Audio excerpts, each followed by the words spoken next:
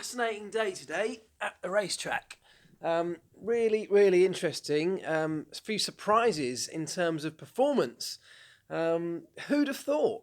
Both Red Bulls topping the timesheets by a reasonable margin if you discount Kimi's second place, which was heavily influenced by a massive tow as he followed Lewis Hamilton along that incredibly long flat-out section at the end of the lap.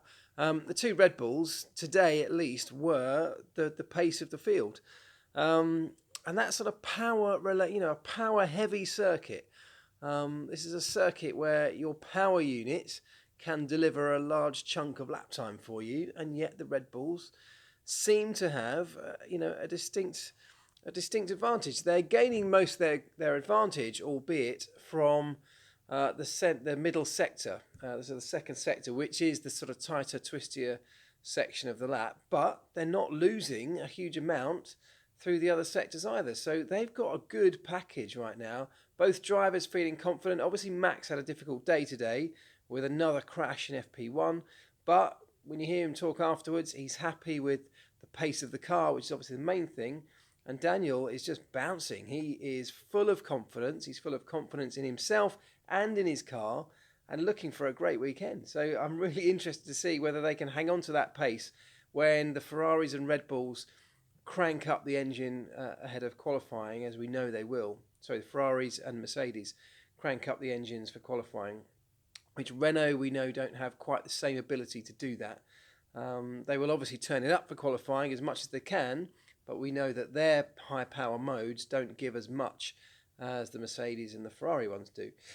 Anyway, one of the things I thought was particularly fascinating today was the way that it seems the performance of the different tyre compounds have surprised the teams and the drivers, because one of the interesting things about and slightly weird things about Formula One in its current form is that the choices that the teams have to make for their tyre selection have to be made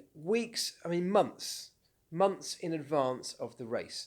So for a flyaway race, it's 15 weeks, I think, ahead of the race. They have to decide how many of each compound they'd like to take to that Grand Prix. That means that this particular the choices for this particular race were made way before even the cars went pre-season testing. So they had no data, no real life data at that point, no understanding of their own cars, no understanding of the new tyre compounds for this year, and yet they were forced into making decisions about how many of each compound they were going to make. And everybody went heavy on the ultra soft tyres. So the soft, super soft and ultra soft being brought to this race, everybody went heavy in their selection of the ultra soft tyre. Perhaps understandably at that point, it was a tyre that was very good around here in previous seasons, but the whole set of compounds from Pirelli have shifted, even softer than they were. The new cars are obviously much faster in their current format as well.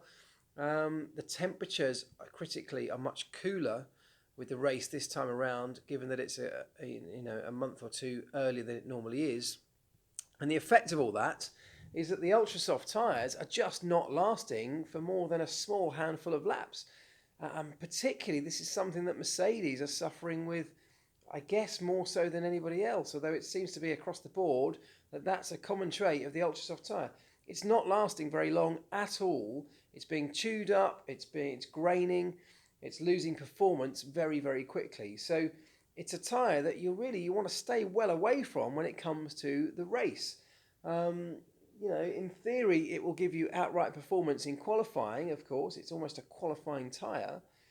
But we know that the top 10 in qualifying will have to start the race on the tyre that they qualify in Q2 with. And that, I think, means that we will see certainly the top 6 cars, I would have thought, the Ferraris, the Mercedes and the Red Bulls, and probably some others, trying to qualify, get through Q2, which is that critical session and the one that determines your race start tyre. I think they'll all be trying to get through Q2 on the red super soft tyre rather than the, in theory, faster purple ultra soft, because it would mean they have to start the race on it. If they can start the race on the super soft, it opens up more strategy options for them. They can go longer into that first stint rather than perhaps something as short as 5 laps that the ultra soft would give them. Now, that also leads me on to something that's quite interesting that I've seen over here. If you have a look at my laptop here.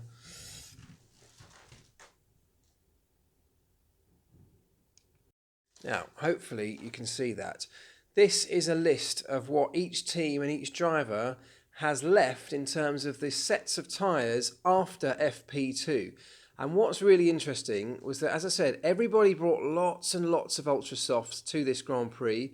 Very few supers and very few, most teams only brought one set of soft tyres.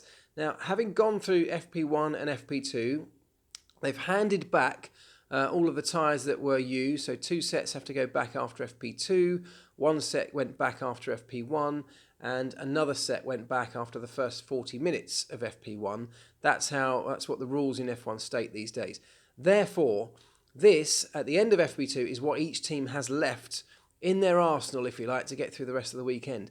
Now, if you look at that, and we agree that we're not going to be wanting to use the ultra soft in the race if possible, and yet, look, everyone's got loads of those brand new ones left, that means the 2 race tyres that people will want to use are the soft and the super soft if they can get away with it. So let's look at the top three or 4 teams. If they can qualify in Q2 on this red super soft tyre, that's the one they'll start the race on. Potentially, that could translate into a one-stop strategy where they will run for a hefty number of laps on the super soft and then switch to the soft tyre at some point in the race and try and get to the end, assuming there's no safety cars, let's say. Now look, everybody has just one set of brand new soft tyres left. They're going to want to keep those as brand new tyres for the race. They're not going to want to use those in practice. They're not going to want to use them in qualifying. So they will stay as they are. So that takes all of those yellow tyres out of the pool, if you like, until race day. The super softs, everybody apart from the Renault drivers also only have one left. Now, if that's the tyre that the top 6 are going to probably want to qualify on, then they're not going to want to touch those either during FP3. And that means that you're going to be having everybody, in theory, spending all of FP3 on the ultra soft tyre, which is almost pointless because we think not many people, if anyone's going to try and use it, certainly in the top few, or they're just not going to do very much in FP3 at all, because what's the point? They don't have the tyres to be able to do it. It's a really weird situation. I haven't seen this one or this extreme situation with tyres crop up before, and I'm quite fascinated to see what happens in FP3 and who's able to keep those brand new tyres in brand new condition for when they really need them come race day. They're going to have to use the set of super softs, of course, to get through qualifying, but they're not going to have any more than one set of super softs. So apart from the Renault boys there, so really interesting and kind of really forces the hand of strategy, assuming qualifying plays out how we would expect it to do so. So kind of interesting note that I thought I had spotted today, and one to perhaps keep an eye on as Saturday plays out. In terms of pace, certainly in the long runs that happened today, Friday afternoon, on the super soft tyres, quite difficult to compare too many drivers because not everybody did very long runs on the same type of tyre compound. But the one that stood out was Daniel Ricciardo and the Red Bulls as looking incredibly quick, up to half a second quicker than the Ferraris on that red super soft tyre. Incredible stuff.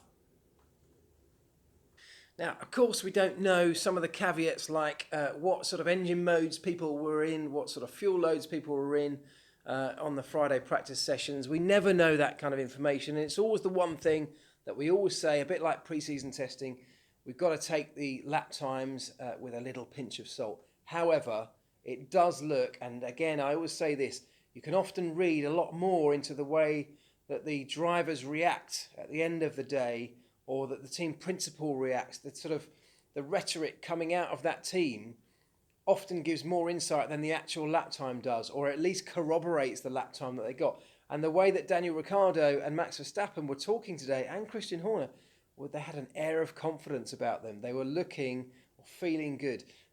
Lewis Hamilton and Mercedes still look like they're slightly confused about where the strengths and weaknesses lie in their car. They're definitely not happy yet. They've got pace in that car.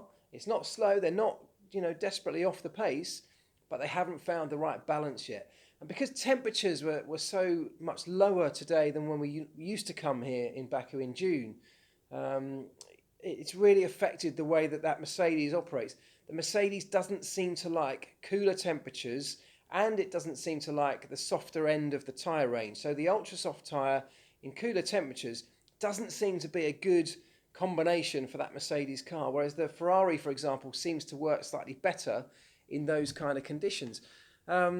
So we expect conditions to change slightly. We expect it to become even more cooler by Sunday, which I guess, if we work on that theory, won't help Mercedes very much.